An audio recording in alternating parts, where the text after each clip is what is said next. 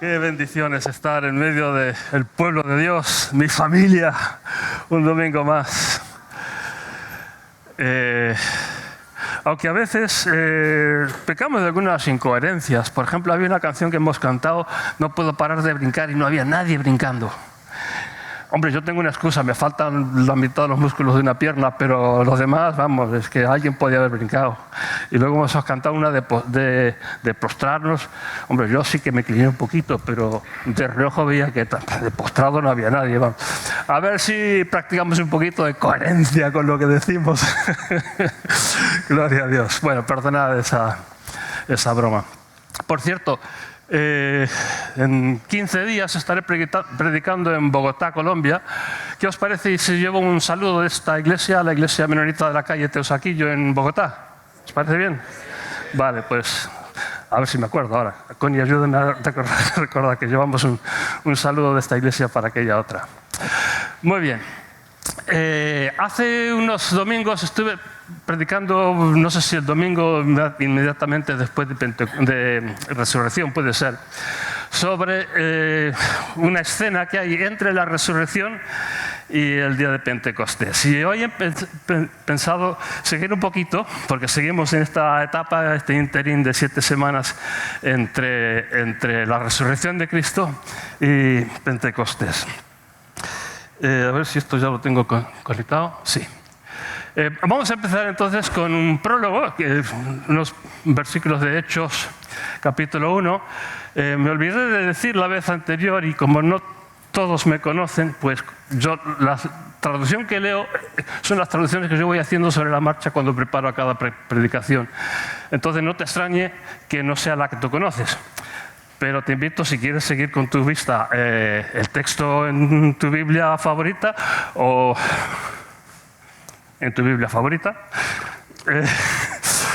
Y vamos a ello.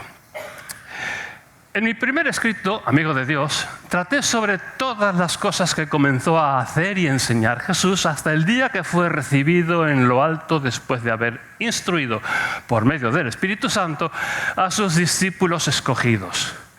Porque después de haber padecido, se les apareció vivo con numerosas pruebas a lo largo de 40 días. Y ahora lo siguiente es lo importante. Bueno, todo es importante, pero haciéndoseles visibles para instruirles acerca del reinado de Dios. Jesús en esos 40 días, entre su resurrección y cuando ascendió al cielo a la gloria del Padre, estuvo repasando la lección con sus 12 discípulos. No creo que se dedicara en ese momento a decirles cosas nuevas. Ya había tenido años conviviendo con ellos y hablando con ellos en el camino cuando iban de pueblo en pueblo en Galilea y tal. Pero el tema de que les habló, y por lo que digo que es repasar la lección, fue el reinado de Dios. Yo aprendí hace algunos años, bastantes años ya, de Antonio González, que esto de decir reino de Dios no viene a cuento, porque reino indica un territorio, por ejemplo, reino de España, mientras que reinado es el periodo durante el cual reina un rey en particular. Entonces, el tema no es que haya un territorio donde vaya a gobernar Dios, sino que hay una época, una era, cuando por fin reina Dios. Y por eso reinado de Dios y no reino de Dios. No es un territorio, es una era en el tiempo. Entonces, vamos a lo primero. Donde voy a basar mis reflexiones esta mañana es el Evangelio de Marcos. Podía haber hecho un estudio a fondo del reinado de Dios en Mateo, Marcos, Lucas y Juan, pero he decidido limitarme al Evangelio de Marcos y además voy a sacar solamente 4 cuestiones, pues ya con 4 os va a costar recordarlo, que si os doy una lista de 15 o 20 cuestiones acerca del reinado de Dios, nadie se va a acordar, solamente se van a acordar de que os he aburrido con algo muy largo. Entonces vamos a Marcos 4, 26 a 32. El reinado de Dios, dijo Jesús, es como si un hombre echase semillas sobre la tierra y durmiese de noche y se levantase cada mañana. Y las semillas germinasen y creciesen, pero él jamás se enteró. La tierra produce fruto por sí sola. Primero hierba, después se forman espigas y al final, en la espiga, el trigo acabado. Pero cuando echa fruto, de inmediato mete él la hoz, porque ha llegado la siega. ¿A qué se parece el reinado de Dios?, añadió. ¿Qué figura podemos proponer? Es como un grano de mostaza que cuando se siembra en tierra es la más pequeña de las semillas de la tierra, pero una vez sembrada crece y se hace más grande que todas las hortalizas y echa ramas considerables hasta tal punto que a su sombra pueden posar los pajarillos del cielo. Primer tema entonces es el de un crecimiento inesperado, inexplicable. No guarda relación que se pueda comprender. Hombre, hoy día sí que comprendemos cómo el grano de trigo tiene un germen que luego, y luego también tiene toda lo que es la harina, que alimenta ese germen para que cuando brote pueda echar la raíz y lo que sé cuánto.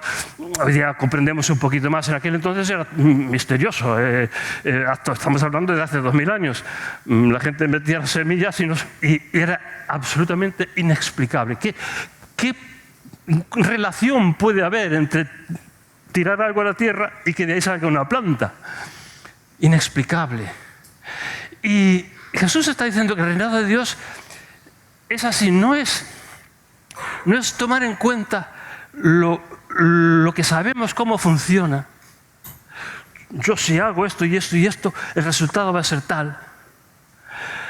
Hago lo que tengo que hacer, vivo como tengo que vivir.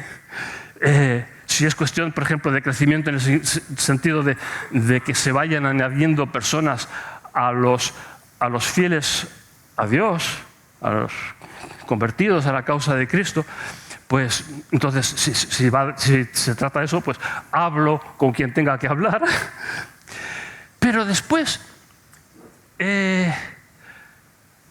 ya sale de mis manos. Es como quien ha sembrado una semilla, yo he hecho lo que tenía que hacer. Y lo que pasa entre yo echar la semilla y meter la hoz está fuera de mi control. Hay unos procesos misteriosos que capan a mi poder y a mi control que hacen que sea posible el crecimiento. O que una semilla pequeñita como la de mostaza pueda dar una planta relativamente grande.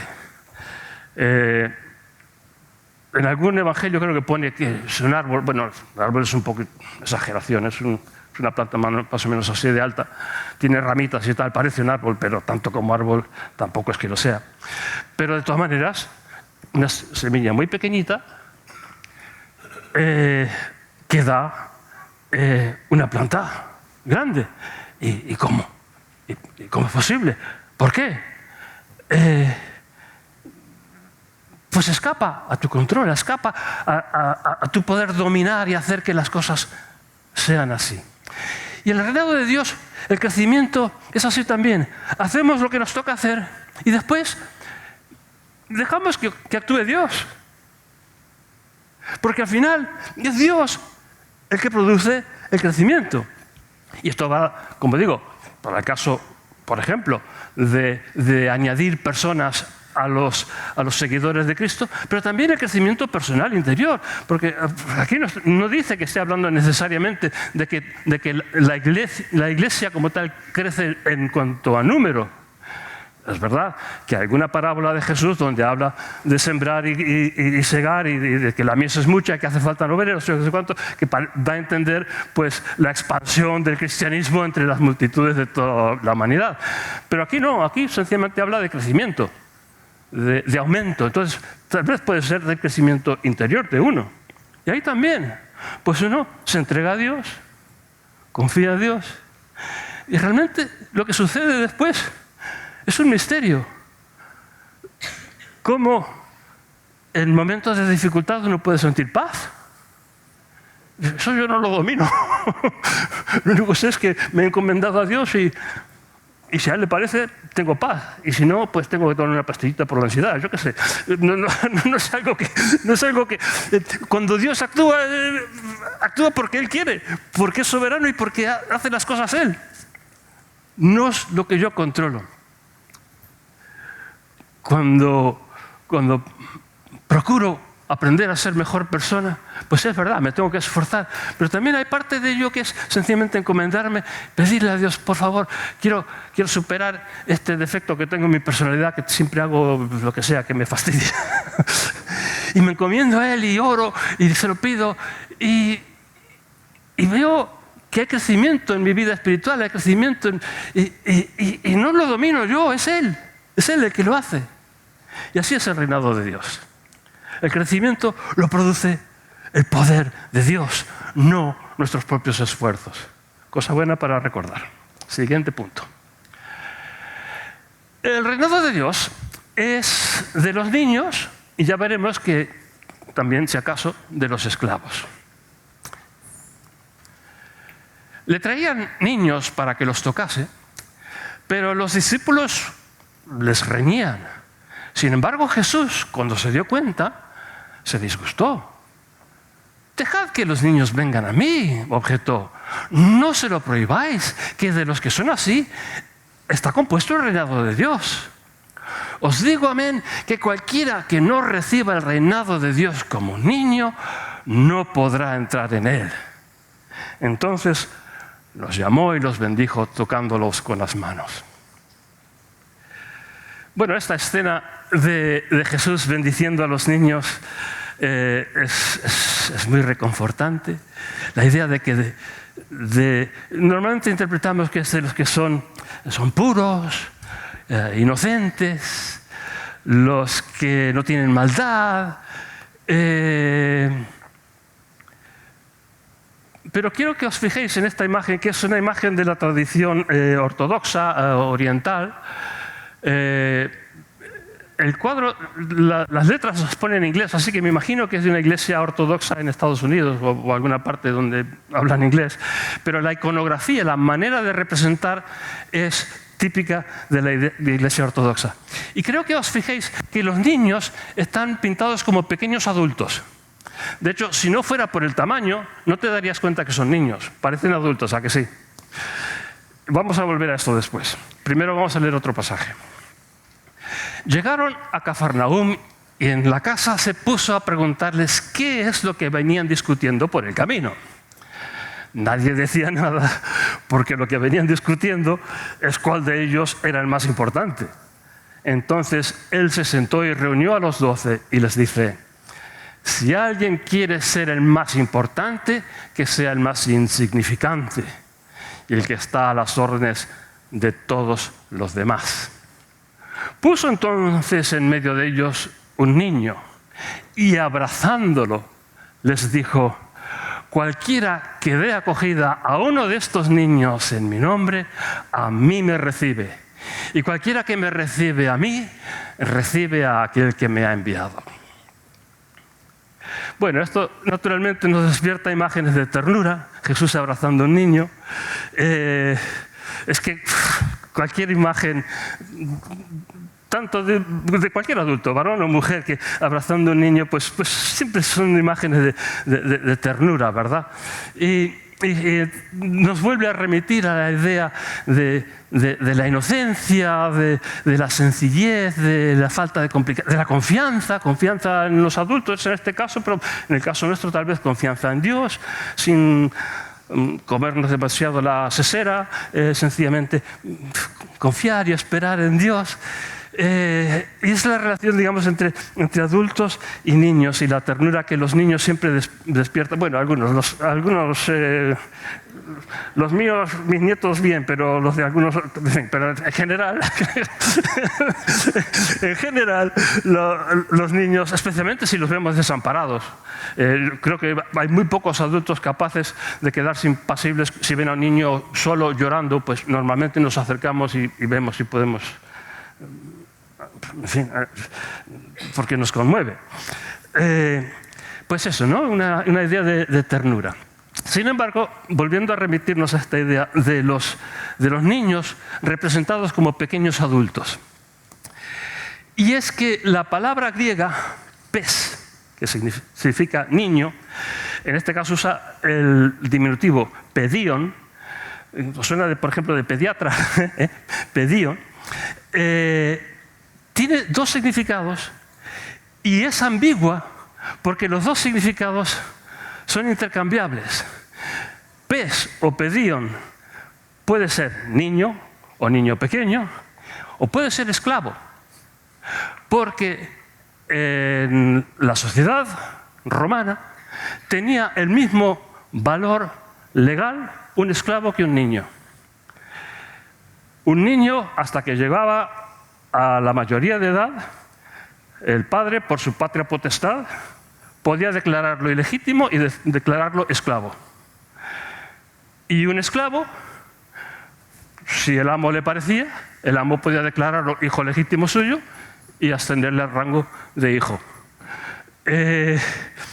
Dependían absolutamente del pater familias, de la cabeza de la familia, tanto los esclavos como los niños. Los niños no tenían derechos, no eran nadie, no tenían valor legal, solo el valor que pudiera atribuirles el cariño de sus progenitores, pero no ningún valor legal. Eran lo mismo que esclavos. Personas sin derechos, sin autonomía, absolutamente a las órdenes del pater familias, que lo determinaba todo.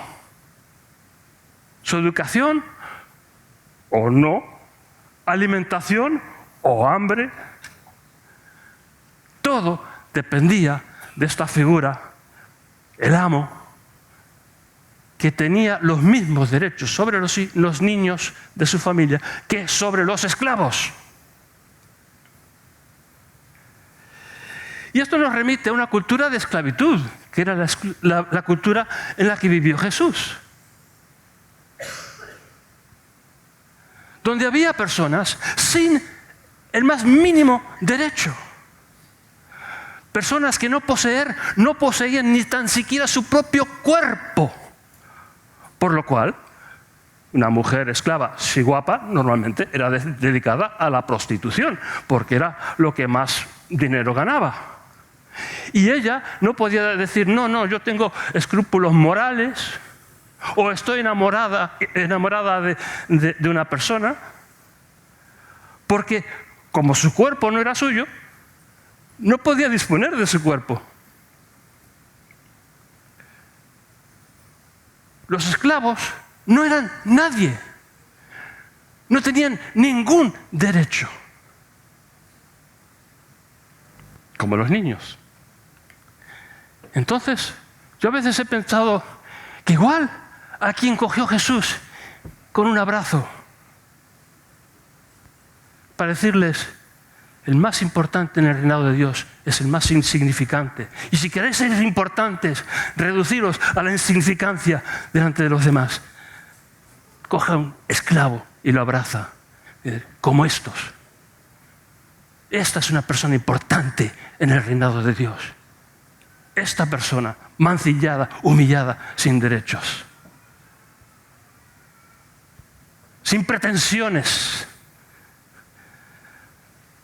Porque el reinado de Dios es uno en el que nos servimos unos a otros, nos entregamos unos a otros. No pretendemos nada, solamente ayudar y servir. Bueno, suena muy bonito, luego hay que ponerlo en práctica, ¿verdad? Pero bueno, ese es el principio. O tal vez un niño en su inocencia y pureza. Pero quizá un esclavo en su falta de jerarquía, de significado en una sociedad. Y de los tales está hecho el reino de Dios. De las personas dispuestas a darse a los demás, a servir a los demás, a estar a disposición de los demás para lo que haga falta. Siguiente tema. Bueno, está muy relacionado. Y esto está en Marcos capítulo 10. Darlo todo y recibir 100 veces más. Salía él de camino y llega uno corriendo y de rodillas ante él le ruega: buen maestro, ¿qué habré de hacer para heredar una vida imperecedera? ¿Por qué me llamas bueno?, le reprocha él. El único bueno es Dios. Conoces los mandamientos: no matar, no cometer adulterio, no robar, no dar testimonio falso en un juicio, no estafar, honra a tu padre y a tu madre. Maestro, le interrumpe, que todo esto ya lo vengo haciendo desde joven. Entonces Jesús se fijó en él con afecto y le dijo: te falta una sola cosa. Vete a vender lo que posees y da a los pobres, que así tendrás un tesoro en el cielo. Y ven, sígueme. Pero él se quedó pasmado por lo que le dijo y se marchó triste. Es que tenía muchas posesiones. Entonces Jesús mira a los que le rodean y exclama: qué difícil es para los que tienen riquezas entrar en el reinado de Dios. Los discípulos, sin embargo, se quedaron perplejos al oír esto. Así que Jesús les contestó una vez más: hijos, qué difícil lo tienen para entrar en el reinado de Dios. Más fácil es hacer pasar un camello por el ojo de una aguja que entrar un rico en el reinado de Dios. No cabían en sí de asombro y murmuraban entre sí que entonces a ver quién se salvaría. Jesús clavó en ellos los ojos y respondió: efectivamente, es imposible para nadie, y sin embargo no lo es para Dios, porque para Dios todo es posible. Mira, arrancó a decirle Pedro, nosotros sí que lo hemos dejado todo y te seguimos. A menos digo, añadió Jesús, que no hay nadie que haya dejado casa, o hermanos, o hermanas, o madre, o padre, o hijos, o tierras por mí y por la proclamación, que no vaya a recibir multiplicado por 100 en esta era presente casas, y hermanos, y hermanas, y madres, e hijos, y tierras a la vez que persecución, y en la era del futuro, vida imperecedera. Pero muchos que hoy son importantes serán entonces insignificantes, y los insignificantes importantes. Este monasterio en la costa de Francia es uno de los más bellos que hay en toda la cristiandad. Mont Saint-Michel. Es curioso que a lo largo de la historia las comunidades donde se entra renunciando a todo se acaban haciendo ricas. Esto es un proceso que se observó a lo largo de la Edad Media. La gente entraba al monasterio renunciando a todo. No tenía posesiones privadas. Y sin embargo los monasterios en sí se hacían ricos. Y vivían bueno, aquí tenemos sin ir a... Podía haber hecho una foto del monasterio de las Huelgas Reales, ¿verdad? Aquí en Burgos. Menudo cacho de vivienda monumental en la que vivir renunciando a todo. Bueno, esta podría ser una de las explicaciones de lo que quiso decir Jesús. Renunciando a todas sus posesiones, pues la comunidad donde no hay bienes personales, pues la comunidad en sí enriquece 100 veces más. Podría ser una interpretación. Hay otro tipo de comunidades. Esta es una foto de los luteritas, no sé si en Dakota del Norte o Nebraska, en Estados Unidos. Les hay también en Canadá y en Paraguay. Los luteritas tampoco tienen propiedades personal, privadas. Estos son una de las ramas del anabautismo. Datan del siglo XVI. Pero la foto que he querido hacer aquí es multiplicado por 100, padre, madre, hijos, hermanos, hermanas. Bueno, hay que reconocer que se reproducen como conejos, pero aparte de eso, es que no tienen ni televisión ni nada. O sea, es la única manera de entretenerse es teniendo hijos. Con perdón si he escandalizado a alguien. El caso es que una familia súper numerosa de hermanos y hermanas, padres, tíos, tías, hijos, sobrinos, sobrinas. ¡Qué maravilla! Bueno, pues tal vez fuera esto lo que tenía en mente Jesús cuando hablaba de renunciar a tu familia para tener 100 veces más en esta vida. Con persecución, por cierto, esta gente también ha sido objeto de bastante persecución. La verdad es que la vida, tanto la vida en monasterios tradicionales, medievales y tal, o la vida en las comunidades suteritas, sin meterme a criticar pecados ajenos, pero a mi juicio dista mucho de ser lo que yo entiendo que estaba predicando Jesús. Yo no creo que él estaba hablando de encerrarse. Por ejemplo, para las comunidades luteritas, pues realmente si tú te quisieras integrar, pues es prácticamente imposible. Tendrías que primero aprender un dialecto alemán del siglo XVI, que es cómo se comunican entre ellos. Tendrías que asumir una multitud de reglas que ellos los tienen interiorizadas desde que eran bebés, pero para un adulto que se quiere integrar, no hay forma de entender todas las reglas que tienen para todo. Incluso así, quién sabe si te aceptarían porque no eres de la familia, no eres de la raza de ellos. No creo que Jesús estuviera hablando ni de la vida monástica, ni de este tipo de vida monástica, ya no de personas célibes, sino de familias. Tal vez tiene más que ver con esto. Esta es una foto de un campamento de refugiados, en donde realmente lo más importante es la solidaridad unos con otros. Estamos todos hundidos en la miseria, huyendo de guerra o de lo que fuera. Y donde quien más posibilidades tiene de sobrevivir es quien más echa un hombro a los demás para que luego el día que esté pasando uno dificultades, pues los demás se acuerden que tú has sido bueno con ellos y es una solidaridad mutua de gente que vive marginada en situaciones muy, muy difíciles y estresantes. Jesús habló una generación antes de guerras terribles que asolaron su tierra nativa. Los judíos al final se hartaron de la opresión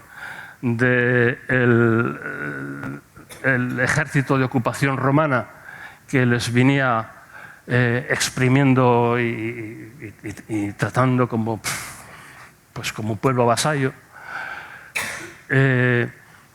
Y se levantaron en revolución. Lo que pasa es que los romanos no veían muy bien que la gente se revolucionara contra ellos, que los alzamientos no estaban muy bien vistos por los romanos.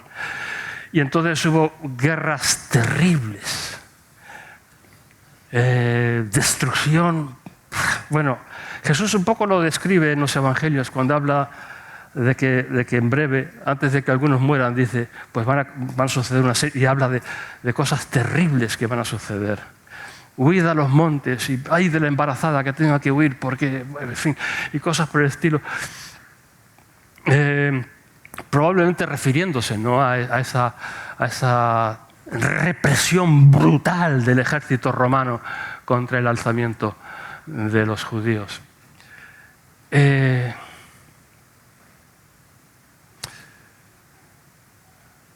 Y quien en esas circunstancias de campamentos de refugiados pretende acoplar sus riquezas, controlar lo suyo, no dar a nadie, no sea que me falte, pues probablemente lo acabará perdiendo y tal vez pierda la vida tratando de defender sus bienes en un campamento de refugiados.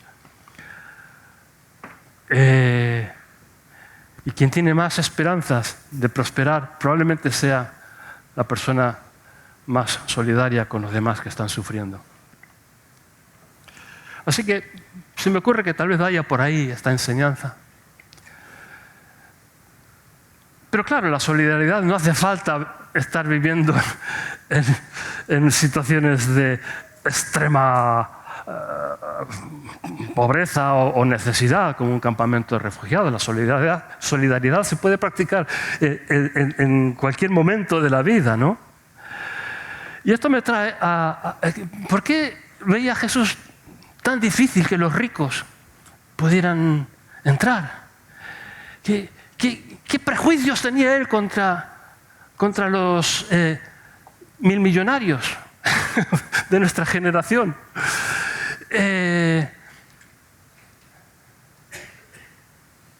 Y el secreto está en la observación que hizo Pedro alegremente, casi sin darse cuenta. Oh, ahora que lo pienso, pues nosotros también lo hemos dejado todo. Lo hemos dejado todo. Y el problema de los ricos es que las reglas son las mismas para todo el mundo. Pedro y los demás lo dejaron todo. No te digo que fuera fácil, pero lo dejaron todo. Los ricos también, la misma norma, lo dejas todo. Lo que pasa es que es mucho más lo que hay que dejar. y claro, el que tiene cantidad de tierras y hacienda, inversiones, yo que sé cuánto, pues siente una responsabilidad. Yo que sé, con esto puedo comprar a algunos políticos para que hagan una política correcta. Con esto puedo financiar un partido político, puedo invertir en cosas que a mí me parece que serían buenas, yo qué sé, en ecología, ¿por qué no? Vamos a ver. Molinos de viento, de los de ahora, no de los de El Quijote. Y ese sentido de responsabilidad, porque al final es mucho dinero, y si lo doy a los pobres, pues se va a desperdiciar. Pan para hoy y hambre para mañana, en fin. Y entonces, con esas reflexiones, es mucho más difícil, si uno tiene mucho, hacer lo que hacen casi instintivamente los que están en un campamento de refugiados. Un campamento de refugiados, pues das porque te parece lógico, porque te parece normal, porque es la manera de sobrevivir. Cuando eres un 1000 millonario, es el mismo principio. Pero yo creo que Jesús veía, ¿no?, la dificultad enorme que tiene el tener una gran abundancia de bienes materiales. Nosotros me imagino que estamos un poco entre medio, ni estamos en un campo de refugiados, ni desde luego hemos heredado una enorme fortuna. Bueno, que yo sepa, alguno igual sí, pero en fin, yo no. Pero el principio es el mismo, la solidaridad, el fijarte en quien está necesitado o necesitada, echar una mano, no sentirte superior, no tratar como si tú eres superior porque tengas un poquito más que la otra persona o porque tengas mucho más que otra persona. Ser solidarios. Es el mismo principio para unos y para otros, para los de abajo, para los de arriba y para nosotros que estamos en el medio. Mismo principio. Dar generosamente y recibiremos generosamente. De hecho, según Jesús, 100 veces más. Cuarto y último punto, no sé si ya me he alargado más de la cuenta, pero ya estamos por terminar si alguien se impacienta. Amar a Dios y amar al prójimo. Que esto además sabéis que es una coletilla que yo siempre le doy de la lata, pero está en Marcos, Marcos 12, 28 a 34, y tiene que ver con el reinado de Dios. Uno de los sabios se acercó y oyó cómo debatía con los sacerdotes. Se dio cuenta que Jesús les había respondido correctamente, así que preguntó: ¿cuál es el mandamiento más importante? El más importante, contestó Jesús, es: oye Israel, el Señor nuestro Dios es único, y amarás al Señor tu Dios con toda tu mente, con toda tu vida, y con toda tu inteligencia, y con todo tu empeño. Y a continuación amarás a tu prójimo igual que a ti mismo. No hay ningún mandamiento que sea más importante que estos dos. Maestro, dice el sabio, qué cierto es lo que acabas de decir. Él es el único y no hay ningún otro, solo Él. Y amarle con toda la mente y con toda la inteligencia y con todo empeño. Y además amar al prójimo igual que a uno mismo vale más que todos los holocaustos y sacrificios. Entonces Jesús, al observar el acierto con que discurría, le dijo: no estás tú lejos del reinado de Dios. Y ya nadie se animó a preguntarle nada. No estás lejos. Estas dos ideas: amar a Dios y amar al prójimo. Así de sencillo. No tiene más complicación. Esto es lo más importante, es lo esencial. Con esto ya te has aprendido toda la Biblia. Bueno, luego hay que leerla y estudiarla y aprender lo que pone. Pero con estas dos ideas, amar a Dios y amar al prójimo, ya te sabes la Biblia. No nos compliquemos más. Ama a Dios y ama al prójimo. No estás lejos, no estás lejos. Y esto me recuerda una anécdota que aparece en el Talmud. El Talmud es una colección, toda una biblioteca de tomos de la sabiduría de los rabinos judíos de los primeros siglos de nuestra era. Las tradiciones datan del siglo I, siglo II, la época de Jesús, un poquito una o dos generaciones después, y se acabó de plasmar por escrito hacia el año 500 de nuestra era. Y trae las disquisiciones de los rabinos sobre todas las cuestiones que tenían que ver con la ley. La ley que para ellos es lo esencial, ¿no? La Torá, la llaman la Torá. La Torá es, yo lo traduzco como la instrucción más que la ley, porque entiendo que es más la instrucción de Dios, instrucción divina. En fin. Vamos a la anécdota que aparece en el Talmud de los rabinos judíos. Un gentil, o sea, una persona como nosotros, no judío, vino donde el rabino Shammai, le dijo: conviérteme siempre que me puedas enseñar la Torá entera mientras me tengo en un solo pie. Mientras me lo pueda decir antes de que me caiga, me convierto. Shammai lo echó de allí aporreándolo con una vara de medir que tenía en la mano. Vino donde el rabino Hillel: conviérteme.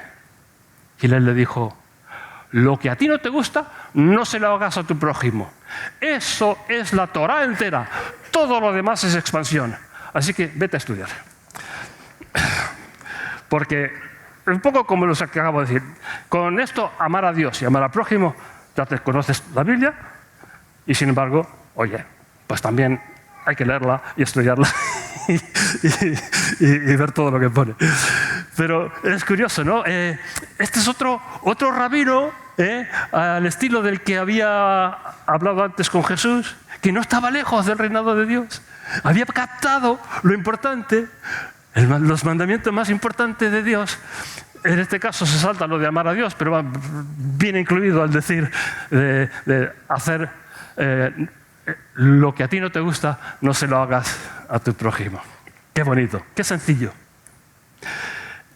Estas 4 cosas os quiero dejar entonces de nuestro repaso, junto con Jesús y los apóstoles en los 40 días desde su resurrección hasta que ascendió al cielo, su repaso de la lección acerca del reinado de Dios. El crecimiento es inexplicable, no es por nuestros esfuerzos, no es porque nosotros sepamos cómo se hace, depender de Dios, y Dios nos concederá la maduración personal y el crecimiento a todos los niveles que a Dios le parezca oportuno. El reinado de Dios es de los niños, tal vez de los esclavos, quizá por la inocencia y la pureza, pero también quizá por la falta de derechos y de estatus social. Luego, darlo todo y recibir 100 veces más. La generosidad y solidaridad que cuando nos vaciamos nunca nos va a faltar tampoco.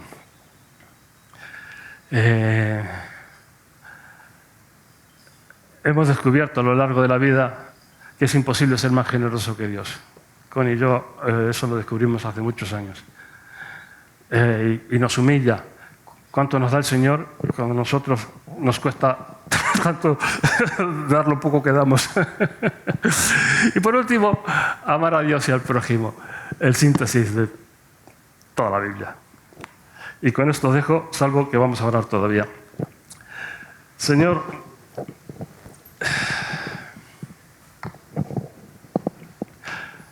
el Maestro Jesús, el rabino de estos 12 discípulos y de tantas otras multitudes que acudían a escucharle, habló con tanta sencillez, tanta claridad, principios tan profundos a la vez que no necesariamente fáciles de poner en práctica. Qué reto, Señor, qué reto para nuestras vidas. El reto que viene de la invitación de ser parte de tu reinado en este mundo. Y nos ofrecemos voluntarios hoy otra vez, un día más, como súbditos de tu reinado, queriendo vivir conforme a los principios de tu reinado. Que no nos veas como súbditos rebeldes, desconfiados, ignorantes, sino como personas dispuestas a vivir como Dios manda. Amén.